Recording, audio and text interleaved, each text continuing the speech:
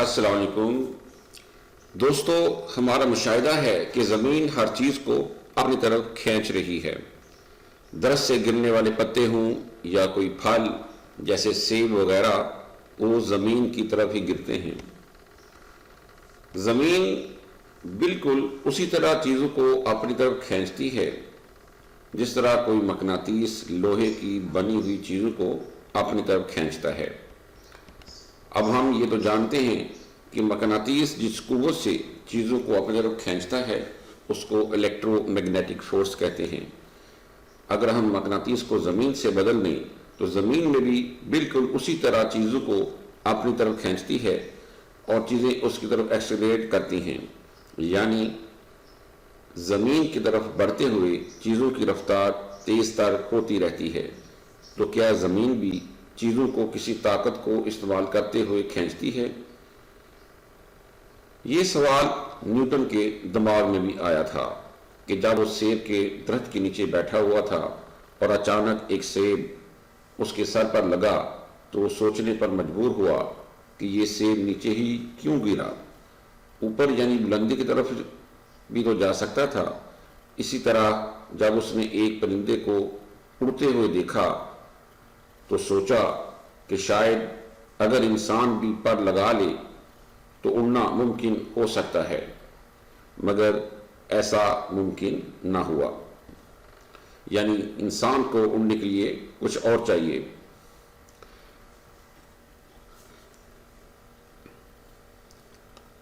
چنانچہ سائنسدانوں کی تحقیق کے نتیجے میں آج ہم اس قوت کو کہ جس کی وجہ سے زمین کسی بھی چیز کو اپنی طرف کھینچتی ہے، گریوٹی یا کشش ثقل کے نام سے جانتے ہیں۔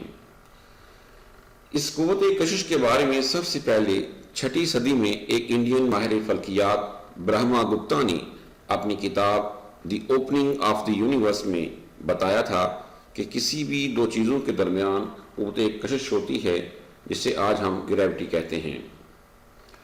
اس کے بعد ایک مسلمان سائنسدان محمد بن موسیٰ خوارزمی نے بھی 9ویں صدی میں ہمیں یہ بتایا کہ دو چیزوں کے درمیان قوت کشش ہوتی ہے، بلکہ مزید یہ بھی انکشاف کیا کہ آسمان پر جتنے فلکی اجسام پائے جاتے ہیں ان کے درمیان بھی قوت کشش موجود ہوتی ہے۔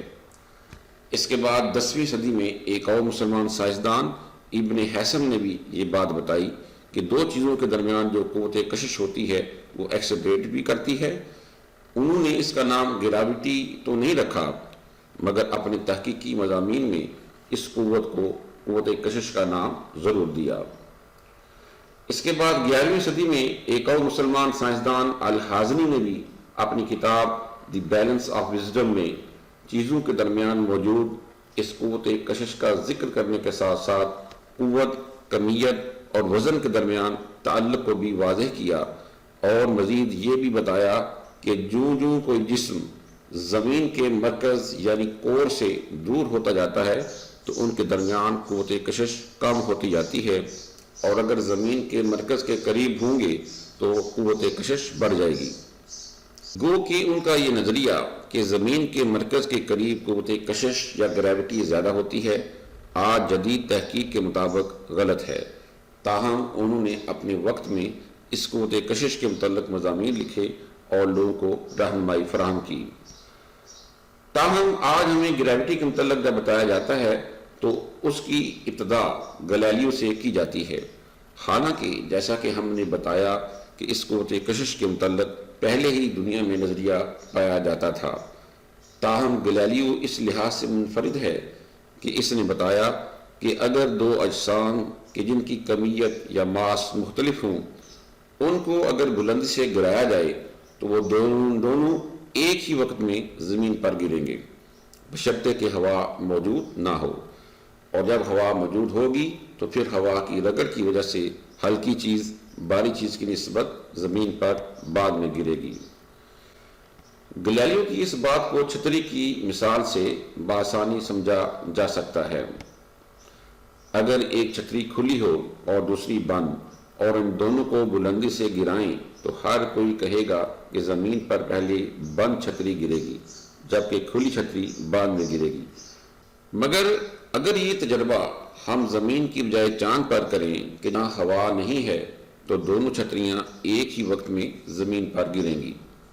چنانچہ جب انسان پہلی دفعہ اپولو مشن 11 کے ذریعے 1971 میں چاند کی سطح پر اترا تو انہوں نے وہاں ہتھوڑی اور ایک پر کو ایک ہی وقت میں بلندی سے گرایا تو وہ دونوں ایک ہی وقت میں چاند کی سطح سے ٹکرائے۔ اس تجربے کی ویڈیو بھی موجود ہے۔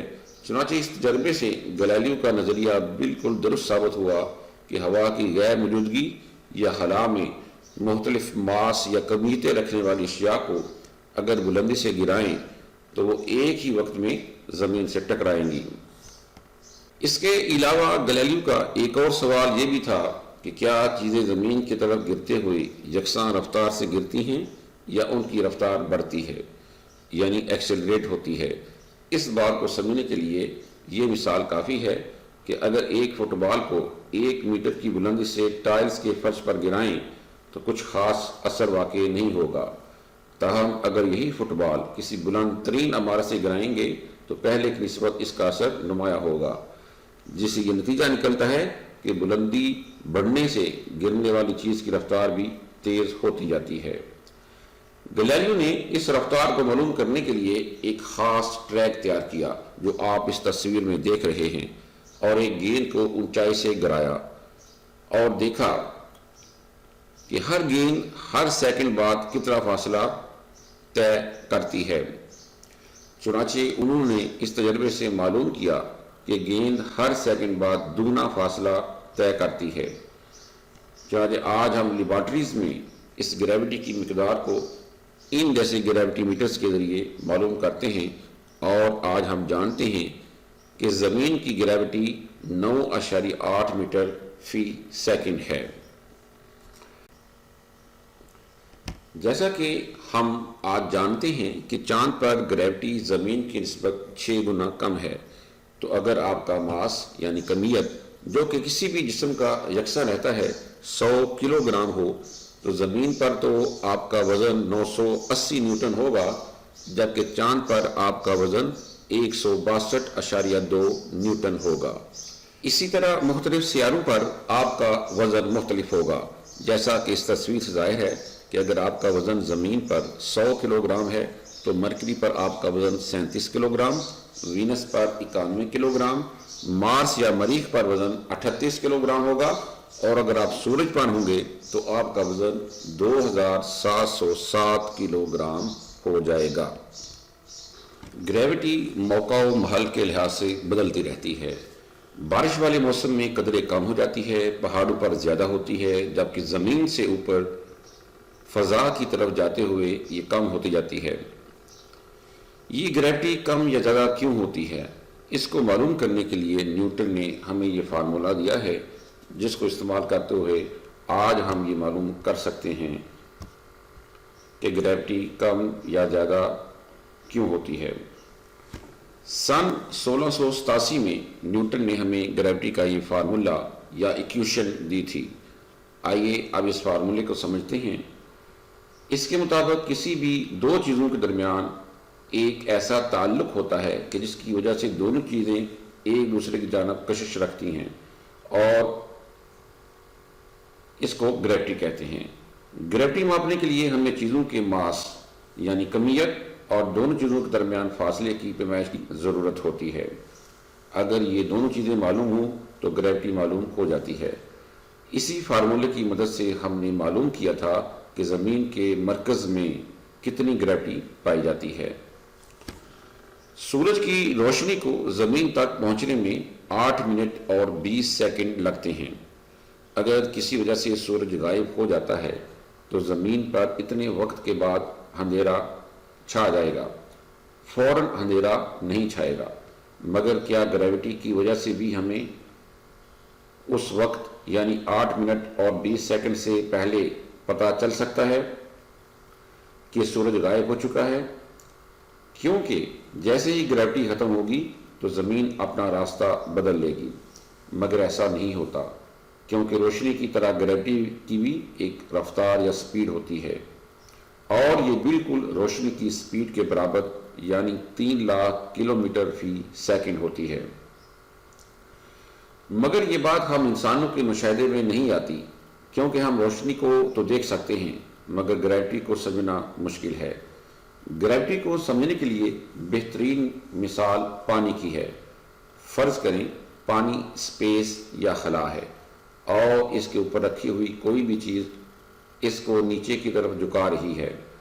فرض کریں کہ پانی کے اوپر یہ بوند ایک سورج ہے۔ اگر یہ سورج غائب ہوتا ہے یا بوند پانی پر گرتی ہے تو کیا اثر ہوتا ہے؟ آئیے دیکھتے ہیں۔ آپ نے دیکھا کہ بوند کے گرنے سے لہریں بنی ہیں۔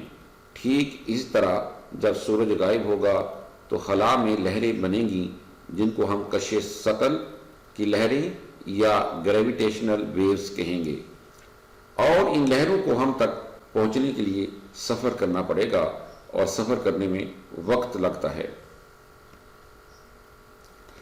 اگر گریوٹی کو سفر نہ کرنا پڑتا تو جیسے ہی سورج غائب ہوتا تو 1 سیکنڈ کے اندر ہماری زمین کا بھی راستہ بدل جاتا۔ اسی مثال سے ہم اندازہ لگا سکتے ہیں کہ ہماری کائنات میں بہت کچھ ایسا ہوتا رہتا ہے کہ جسے ہم فوراً نہیں جان سکتے۔ اس کو جاننے کے لیے ہمیں انتظار کرنا پڑتا ہے۔ سن 1905 میں البرٹ آئنسٹائن نے ہمیں یہ بتایا کہ خلا میں جس چیز کا ماس یعنی کمیت زیادہ ہوتی ہے وہ چھوٹی ماس والی چیز کو اپنی طرف کھینچتی ہے، کیونکہ یہ قوت کشش خلا کو ہی موڑ دیتی ہے یا جھکا دیتی ہے۔ مثال کے طور پر اگر خلا میں زمین کے علاوہ کوئی اور ستارہ نہ ہوتا تو زمین ہمیشہ ایک ہی راستے پر چلتی رہتی، مگر جیسے ہی سورج آئے گا تو اس کے زیادہ ماس کی وجہ سے خلا میں جھکاؤ پیدا ہوگا اور قوت کشش کی وجہ سے زمین اس کے گرد گھومنا شروع ہو جائے گی۔ اسی وجہ سے خلا میں تمام بڑی چیزیں چھوٹی چیزوں کو اپنے گرد گھما رہی ہیں، اور یہ کائنات میں یہ عمل اربوں سال سے جاری و ساری ہے۔ دنیا ایک عرصے سے اس سوال کے جواب کی منتظر تھی کہ جب ہر چیز زمین کی طرف گرتی ہے تو زمین کے گرد چکر لگانے والا چاند اس پر کیوں نہیں گرتا؟ آئیے اب نیوٹن کی اس مثال سے اس چیز کو سمجھنے کی کوشش کرتے ہیں۔ اگر ہم کسی توپ سے پہاڑ کی اونچائی سے کوئی گولہ فائر کرتے ہیں تو وہ کچھ فاصلہ طے کرنے کے بعد زمین پر ہی گر پڑے گا۔ اگر گولے کو اور زیادہ رفتار کے ساتھ پھینکیں تو کچھ اور دور جا کر زمین پر گر جائے گا، اور اگر ہم گولے کو 75,000 کلومیٹر فی گھنٹہ کی رفتار سے پھینکیں گے تو وہ گولہ زمین کی کشش پر غالب آتے ہوئے زمین سے دور چلا جائے گا، مگر اپنی تیز رفتاری کی وجہ سے وہ زمین پر گرنے کی بجائے اس کے گرد چکر لگانا شروع کر دے گا۔ یہی وجہ ہے کہ چاند کو اللہ تعالیٰ نے زمین سے مقررہ فاصلے پر اور مقررہ رفتار کے ساتھ رکھا ہوا ہے کہ وہ زمین کی جانب گرنے کی بجائے اس کے ارد گرد چکر لگاتا رہتا ہے۔ اسی طرح اللہ تعالیٰ نے کائنات کے اندر ہر چیز کو باریک ترین پیمانوں کے ساتھ رکھا ہوا ہے کہ یہ سیارے، ستارے اور گلیکسیز ایک دوسرے کے گرد چکر لگاتی رہتی ہیں، اور اگر گولے کو اس سے بھی زیادہ سپیڈ کے ساتھ فائر کریں گے تو پھر گولہ زمین کی کشش سے بالکل الگ ہو کر خلا میں گم ہو جائے گا، جیسا کہ نیوٹن کی اس دلیل کو اس شکل میں ظاہر کیا گیا ہے۔ بعض لوگ سوال کرتے ہیں کہ کیا ہوگا اگر کوئی زمین کے اندر سے کسی سرنگ کے ذریعے دوسرے سرے پر پہنچ جائے تو کیا وہ خلا میں غائب ہو جائے گا؟ آئیے دیکھتے ہیں کہ نہیں، وہ دوسری سمت سے نکل نہ پائے گا۔ شروع میں تو اس پر گریوٹی کا اثر زیادہ ہوگا، مگر جو وہ زمین کے مرکز کی طرف بڑھے گا تو گریوٹی کم ہوتی جائے گی، مگر جو ہی وہ دوسری طرف بڑھنا شروع کرے گا تو پھر گریوٹی زیادہ ہوتی جائے گی اور وہ زمین سے باہر نکل نہ پائے گا، اور اسی طرح وہ چکر کاٹتا رہے گا۔ اس بات کو آپ اس شکل سے معلوم کر سکتے ہیں۔ نیلی لائن گریوٹی کو ظاہر کرتی ہے، جبکہ زرد یا یلو لائن فاصلے کو ظاہر کرتی ہے، اور اس ڈائیگرام سے ظاہر ہوتا ہے کہ زمین کے سینٹر میں گریوٹی زیرو ہو جاتی ہے، اور جو اس سے دور ہوتے جائیں تو اپر مینٹل یا زمین کے بیرونی سرے تک گریوٹی بڑھتی جاتی ہے، اور اگر زمین سے اوپر ہلا کی طرف جائیں گے تو آپ پر گریوٹی کا اثر کم ہوتا جائے گا۔ کسی جسم میں مادے کی مقدار کمیت یا ماس کہلاتی ہے، یعنی کسی چیز کے اندر مادے کے کتنے ایٹمز پائے جاتے ہیں، ان کو گرام، کلو گرام یا پاؤنڈ وغیرہ میں ماپا جاتا ہے، اور کسی بھی چیز کی کمیت ہمیشہ یکساں رہتی ہے جب تک اس کو کسی بیرونی ذریعے سے کوئی طاقت فراہم نہ کریں۔ وزن دراصل کش ثقل کی وہ قوت ہے کہ جس سے زمین کسی چیز کو اپنی طرف کھینچتی ہے۔ کش ثقل یا گریوٹی جس قوت کی مقدار سے کسی چیز کے ماس کو اپنی طرف کھینچتی ہے وہ اس چیز کا وزن کہلاتا ہے۔ کش ثقل وہ قوت ہے جس سے کمیت رکھنے والے تمام اجسام ایک دوسرے کو اپنی طرف کھینچتے ہیں۔ عام مفہوم میں یہ وہ قوت ہے جس سے زمین اور تمام اجرام فلکی ایک دوسرے کو اپنی طرف کھینچتے ہیں۔ اگر آپ گھر میں 1 کلو روئی اور 1 کلو لوہے کو ماپیں گے تو دونوں کا وزن ایک جیسا ہوگا، کیونکہ ان کا ماس بھی ایک جیسا ہے اور گریوٹی کی ویلیو بھی یکساں ہے۔ مگر یہ چیز پوری زمین کے لیے ایک جیسی نہیں ہے، کیونکہ گریوٹی کی ویلیو یا مقدار موقع و محل کے حساب سے بدل جاتی ہے۔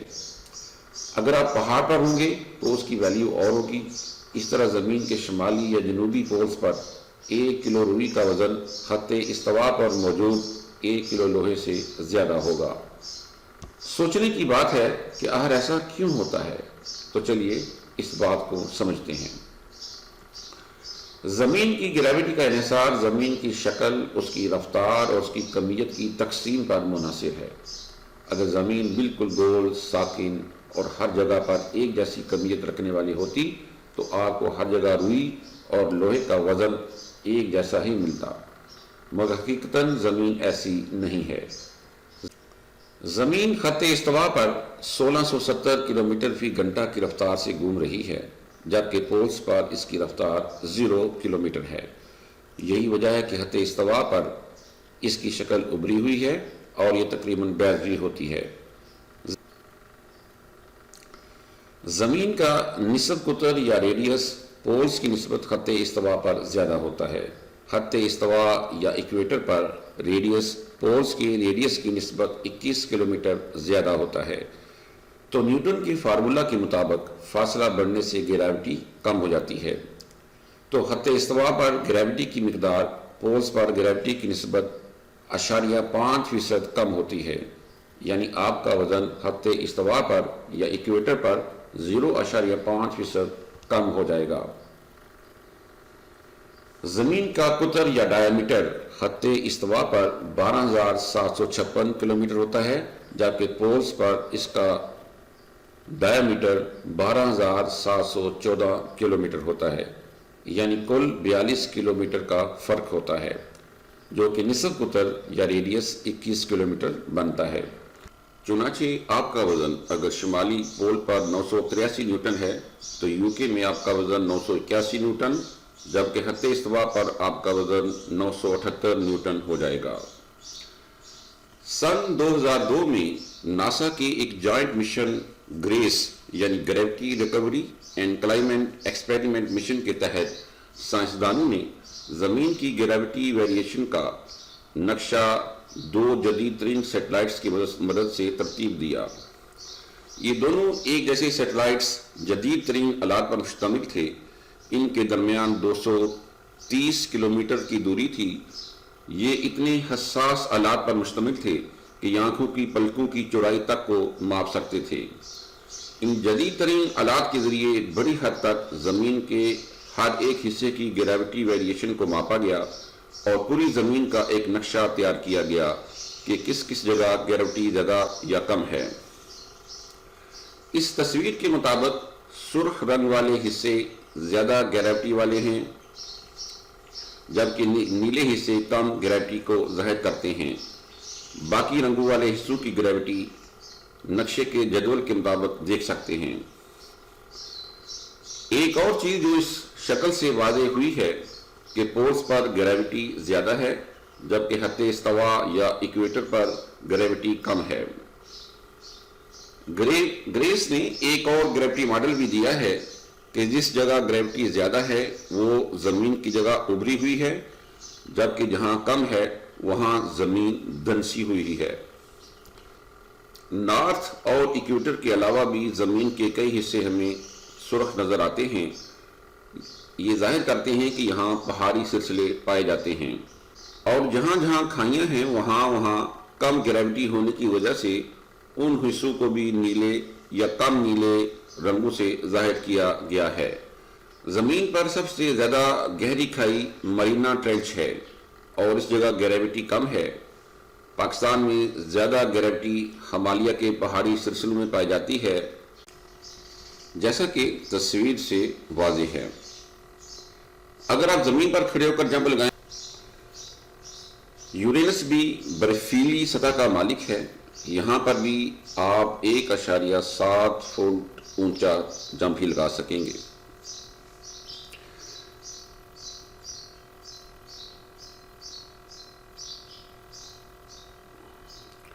और अगर आप प्लूटो पर होंगे तो 25 फुट तक जंप लगा सकते हैं। गो कि अब इसे अमली तौर पर हमारे सोलर सिस्टम से निकाल दिया गया है, मगर अपनी जगह ये सियारा मौजूद है। एस्केप वेलोसिटी वो कम से कम रफ्तार होती है जो एक जिस्म को दूसरे जिस्म की कशे शकल से आज़ाद कर दे। चुनांचे अगर हमने ज़मीन की कशिश से बाहर निकलना है तो हमें 11.2 किलोमीटर फी सेकंड या 75,000 किलोमीटर फी घंटा की रफ्तार की ज़रूरत होती है।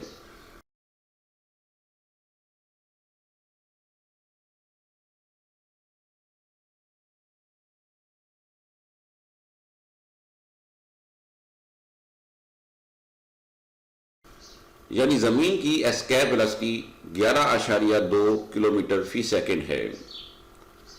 हमारे तमाम सैटेलाइट्स को इसी रफ्तार से एक ताकतवर रॉकेट के जरिए खला में भेजा जाता है। अब फर्ज करें कि अगर कोई चीज़ या जिस्म खला में मौजूद है कि जिसकी ग्रेविटी इतनी ज़्यादा हो कि उसकी एस्केप वेलोसिटी 3 लाख किलोमीटर फी सेकंड से भी बढ़ जाए, तो वो रोशनी तक को भी अपनी तरफ खींच लेगा और रोशनी इससे राह फरार इख्तियार नहीं कर पाएगी। चुनांचे ऐसे जिस्म या चीज़ को हम ब्लैक होल का नाम देते हैं। जी हाँ, कायनात में बकसरत ब्लैक होल्स पाए जाते हैं। साइंसदानों की तहकीक के मुताबिक हर कहकशां के मरकज में तकरीबन एक ब्लैक होल पाया जाता है। हमारी मिल्की वे कहकशां के अंदर भी एक ब्लैक होल, जिसे सैजिटेरियस का नाम दिया गया है, पाया जाता है। ब्लैक होल साइज के एतबार से तो बहुत छोटा होता है, मगर बहुत ज़्यादा कसाफत यानी मादे की मिकदार उसके अंदर इंतहाई ज़्यादा होती है कि उसकी वजह से उसकी ग्रेविटी बहुत ज़्यादा होती है और वो बड़े बड़े सितारों को उनके सोलर सिस्टम समेत निकल जाता है। अल्लाह ताला कुरान मजीद में इरशाद फरमाता है, अल्लाहुल्लज़ी जअल लकुमुल अर्ज़ क़रारन वस्समाअ बिनाअन वसव्वरकुम फ़अहसना सुवरकुम वरज़क़कुम मिनत तय्यिबात ज़ालिकुमुल्लाहु रब्बकुम फ़तबारकल्लाहु रब्बुल आलमीन। अल्लाह ही है जिसने तुम्हारे लिए ज़मीन को ठहरने की जगह और आसमान को छत बनाया और तुम्हारी सूरतें बनाई और तुम्हें उम्दा चीज़ें खाने को अता फरमाई। ये अल्लाह तुम्हारा परवरदिगार है, बस बहुत ही बरकतों वाला अल्लाह है, सारे जहान का परवरिश करने वाला है। नाज़रीन इकराम, इस आयत करीमा में अल्लाह ताला ने कई चीज़ों का जिक्र किया है। इनमें से एक ये है कि अल्लाह ने ये ज़मीन हमारे ठहरने के लिए बनाई है, और जैसा कि अब हम जान चुके हैं कि अगर कशे शकल ना होती या मुकर्रर मिकदार से कम होती तो हम खला में उड़ रहे होते और सकून के साथ अपने कदम ज़मीन पर जमा ना पाते। इस तरह अगर कशे शकल ज़्यादा होती तो फिर भी हमारे लिए चलना और कदम उठाना नामुमकिन हो जाता। इसी तरह दूसरी चीज़ आसमान को छत बनाना है, और ये मैं दूसरी वीडियोस में बयान कर चुका हूँ कि अल्लाह ने किस तरह हमारी फ़ज़ा में 5 बुनियादी तहें रखी हैं जो हमारी हिफाजत करती हैं। इन वीडियोस के लिंक्स नीचे डिस्क्रिप्शन में मौजूद हैं। اسی طرح جب موجودہ دور میں انسان چاند پر پہنچ گیا تو کئی لوگ اس سے سخت پریشان ہو گئے اور اس حقیقت کا ہی انکار کرنے لگے۔ وہ یہ سمجھتے تھے کہ انسان زمینی حدود سے آگے نہیں جا سکتا۔ ان کی وجہ استدلال یہ آیت تھی، یا معشر الجن والانس ان استطعتم ان تنفذوا من اقطار السماوات والارض فانفذوا لا تنفذون الا بسلطان۔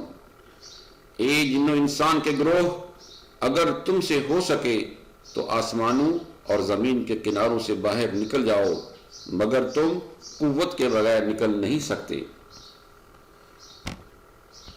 ناظرین اکرام، غور فرمائیے، اس آیت میں کوئی ایسی بات نہیں جو انسان کو زمین کی حدود تک محدود رہنے کی پابند بناتی ہو، اور اگر کوئی شخص ایسا سمجھتا ہے تو یہ اس کی اپنی کم فہمی ہے، کیونکہ اس آیت میں آسمانوں اور زمین کی اقطار کا ذکر ہے، صرف زمین نہیں۔ لہٰذا اگر کوئی شخص چاند یا کسی دوسرے سیارے تک پہنچ جائے تو اقطار السماوات والارض سے باہر نہیں گیا۔ دوسرے، اس آیت میں یہ مذکور ہے کہ سلطان یعنی قوت، زور، غلبہ سے تم اقطار السماوات والارض سے آگے بھی جا سکتے ہو۔ مولانا عبد الرحمن کیلانی رحمۃ اللہ علیہ اپنی تفسیر القرآن میں اس آیت کریمہ کی تفسیر میں لکھتے ہیں کہ نافذہ کا لغوی مفہوم بمانی آر پار نکل جانا، جیسے لوہے کی سلاخ کے ایک سرے کو آگ پر گرم کیا جائے تو تھوڑی دیر بعد حرارت دوسرے سرے تک از خود جا پہنچتی ہے، اور نفاذ بمانی قوت سے کسی چیز کا اجرا ہونا، جیسے کہتے ہیں کہ اس ملک میں کل سے فلاں قانون نافذ ہو چکا ہے، اور بامانی چیز کا بصورت داخل ہونا اور آر پار ہو جانا، جیسے برقی رو آر پار نکل جاتی ہے۔ اسی طرح سلطان بامانی غلبہ اور شدید قوت بھی، اور اتھارٹی لیٹر یا پروانہ راہداری بھی ہے۔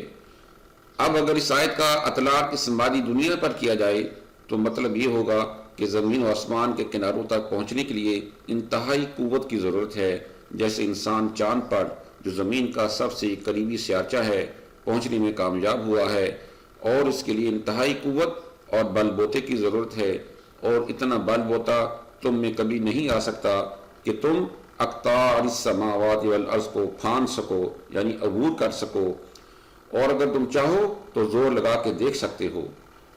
اور اگر اس آیت کا ربط سابقہ آیت یعنی حساب کتاب سے ملایا جائے تو مطلب یہ ہوگا کہ حساب کتاب اور اللہ کی گرفت سے تم میں سے ہر کوئی شخص بھی ادھر ادھر بھاگ کر بچ نہیں سکتا، الا یہ کہ کسی کو جنت کا پروانہ مل جائے، اس صورت میں اسے بھاگنے کی ضرورت ہی نہ رہے گی۔ ناظرین اکرام، قدرت کے رازوں کے متعلق مکمل اور جامع علم صرف اللہ ہی کی ذات کو ہے۔ یہ انسان کے بس کی بات نہیں کہ وہ قدرت کے تمام رازوں کا احاطہ کر سکے یا ان کی تشریح کر سکے۔ بہرحال انسان نے ان رازوں کو پانے کے لیے جتنی بھی تحقیق و جستجو کی ہے، اس کے نتیجے میں وہ اللہ تعالیٰ کی لامحدود طاقت تو علم کا محترف ہی ہوا ہے، کیونکہ کائنات میں ہر چیز کسی اصول و ضابطہ کے تحت ہی کام کر رہی ہے، اور یہ اصول اور ضابطے اتفاقی نہیں بلکہ یہ کسی بنانے والے کے بنائے ہوئے ہیں، اور اس ہستی کو مسلمان اللہ تعالیٰ کہتے ہیں۔